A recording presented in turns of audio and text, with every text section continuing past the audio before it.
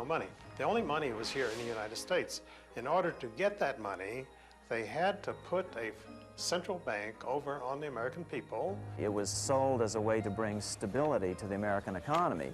Well, what happens just a little over a decade after the passage of the Fed? We see the biggest depression of this century in any case. For the 16 months prior to the crash of '29, the Federal Reserve increased the money supply by 62%.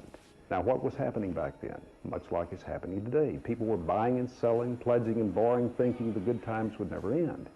And then at the time of the crash, they pulled the plug on the money supply, and the people who had pledged their stocks, their bonds, their homes, their cars, everything, they pledged their savings accounts, they lost it all. Selling guns to one adversary while making loans to another is a common way these boys make their profits during war. And when profits begin sagging, people like Jacob Schiff, Max Warburg, and J.P. Morgan knew how to build them up again. Surprise, surprise, it's a documented fact that these fellows financed Trotsky and Lenin with billions in gold and credit to initiate the revolution in Russia. With Russia out of the war and America in, the conflict was extended by at least another 2 years. 2 more glorious years of gun sales and wartime bank loans upon which to earn interest for many more years to come. There is no question that war is a profit-making business. After World War I, Senator Gerald Nye held very famous hearings here in Washington where he dragged in some of the biggest bankers and industrialists and put them on the spot and just examined profits that were made by some of these major interests. War isn't profit-making business. Anybody who says otherwise is a liar or a fool. They were able to manipulate us into World War I, and as a matter of fact, the war stretched out for at least another 2 years beyond what it would have gone. Just when you think you're ahead of the game, someone changes the rules. They did this knowing, with malice aforethought, to strengthen their own profits and to build their own institutions, their own banking institutions. Many people believe that virtually all of the wars of this century have been caused for reasons that benefit small financial groups, those that move in the sphere of influence of the Bilderberg and the Trilateral Commission. For an example, the war in the Balkans right now. Who's been providing Milosevic with arms and weapons? The Soviets have. Who has been financing the Soviet Union, their military industrial complex? The United States has. European bankers have. So the bankers have been financing both sides of every major conflict. Conflict brings progress, but controlled conflict brings controlled progress.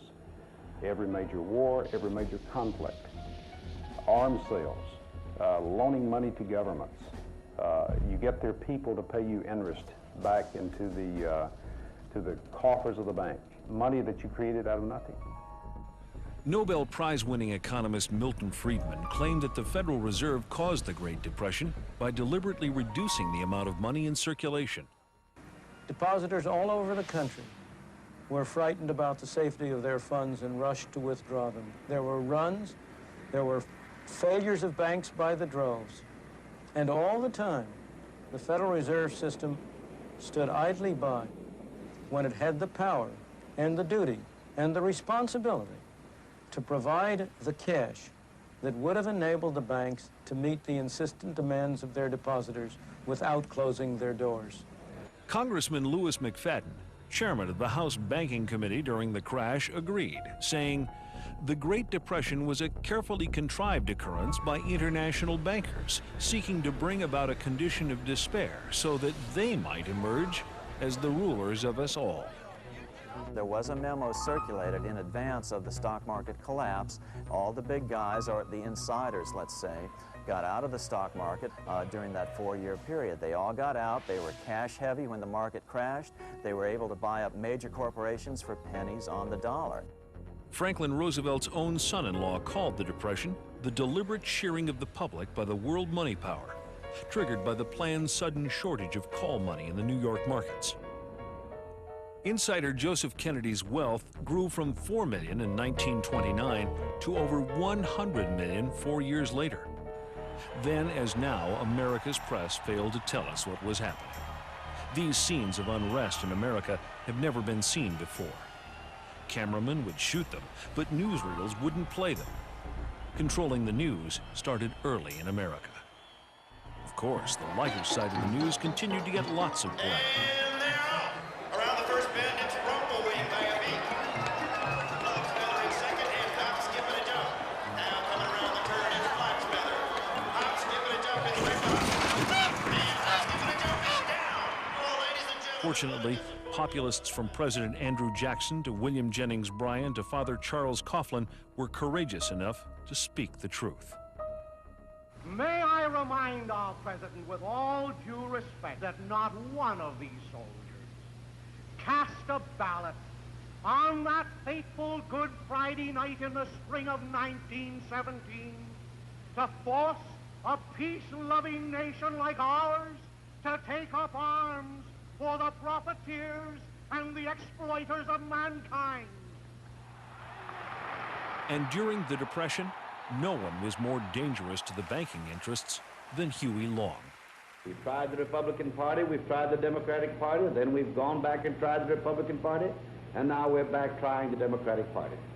And unfortunately, whenever we get into power with either one of these parties, we find that the one crying need of our people, the redistribution of wealth, so that none would be too poor and none would be too rich, is always neglected by the party that is in power. How many men ever went to a barbecue and would let one man take off the table what's intended for 9/10 of the people to eat? The only way you'll ever be able to feed the balance of the people is to make that man come back and bring back some of that grub he ain't got no business with. But assassination as a tool of political policy was nothing new to this crowd.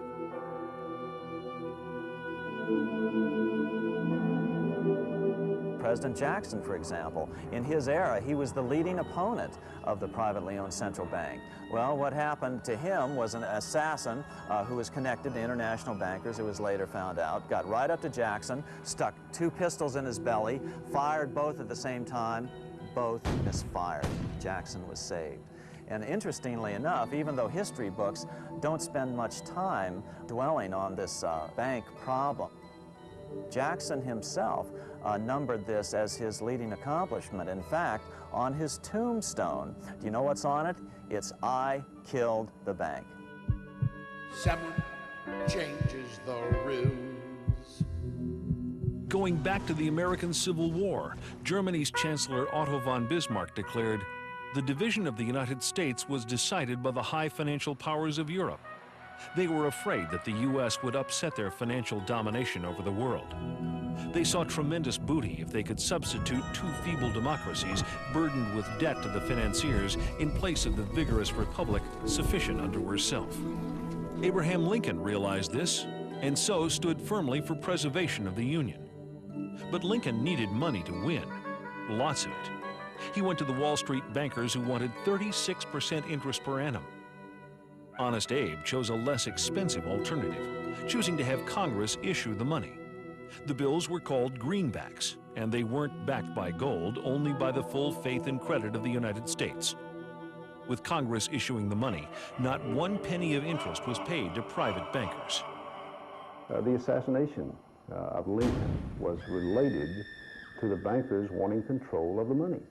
The same thing went for John Kennedy, that he was planning to reintroduce